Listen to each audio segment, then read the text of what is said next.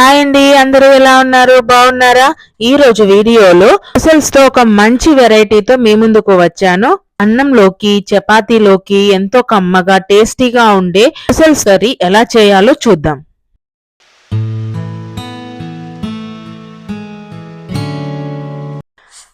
Hi అండి, నేను మీ గాయత్రి, యూకేలో ఉంటాను. Welcome to my channel stories by Gayatri. Let's get in to the video. Curry చేయడానికి ముందుగా నేను గ్రేవీ ప్రిపేర్ చేసుకుంటున్నాను. దానికి ముందు మనము ప్యాన్ పెట్టుకొని ప్యాన్ వేడెక్కాక దానిలోకి 2 స్పూన్ల గసగసాలు, 3 స్పూన్ల కొబ్బరి పొడి వేయాలి. ఇవి బాగా దోరగా వేయించుకోవాలి. ఇవి గోల్డెన్ కలర్ లోకి దోరగా వేగిన తర్వాత ఒక మిక్సీ జార్ లోకి తీసుకొని పెట్టుకోవాలి. అదే ప్యాన్ లోకి నేను కొంచెం ఆయిల్ వేసి దానిలోకి జీలకర్ర, ఆవాలు, మినప్పప్పు, శనగపప్పు, ఒక ఎండుమిర్చి, ఒక కరివేపాకు రెమ్మ వేయాలి. ఇవి కొద్దిగా దూరగా వేయించుకోవాలి. తాలింపు వేగిన తర్వాత ఇక్కడ నేను సన్నగా కట్ చేసిన ఉల్లిపాయలు యాడ్ చేస్తున్నాను. ఇక్కడ నేను 2 మీడియం సైజ్ ఆనియన్స్ తీసుకున్నాను. ఉల్లిపాయలు కాస్త దూరగా వేగనివ్వాలి. ఇవి వేగేలోపు మనము ముందుగా వేడి చేసుకున్న మిశ్రమాన్ని మిక్సీ పట్టేసుకోవాలి. ఇక్కడ నేను ఒక పెద్ద సైజు టమాటాను తీసుకున్నాను. అవి కట్ చేసి దాన్ని కూడా మిక్సీ పట్టాలి.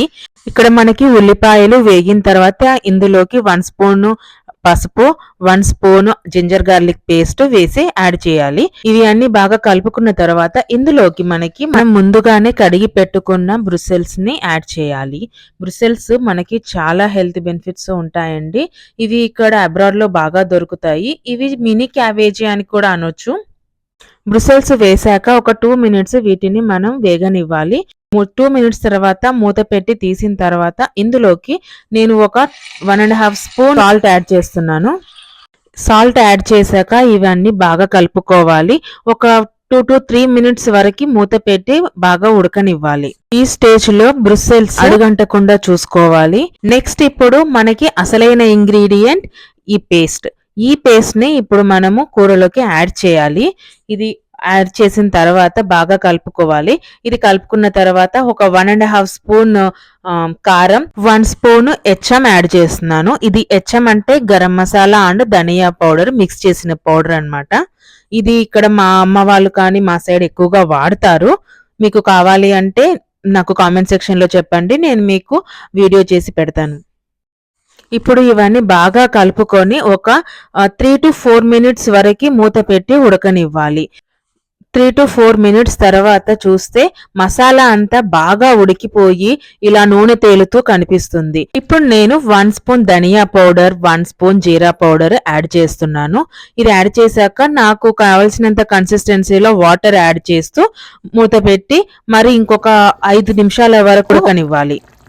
5 నిమిషాల తర్వాత తీస్తే కూర ఇలా ఉడుకుతూ సైడ్కి నూనె తేలుతూ ఇలా చక్కగా ఉంటుంది. నోరూరించి మన కర్రీ రెడీ అయిపోయినట్టే. అంతే అండి, మన ఇండియన్ వర్షన్ లోకి మారిపోయిన మన స్ప్రౌట్స్ కర్రీ. ఈ కర్రీ మనకి చపాతీలోకి కానీ అన్నంలోకి చాలా బాగుంటుంది. ఐ హోప్ మీకు ఈ వీడియో బాగా నచ్చింది అనుకుంటున్నాను. If you like my video, do like, share, subscribe my channel. Thanks for watching. Until then see you in another video.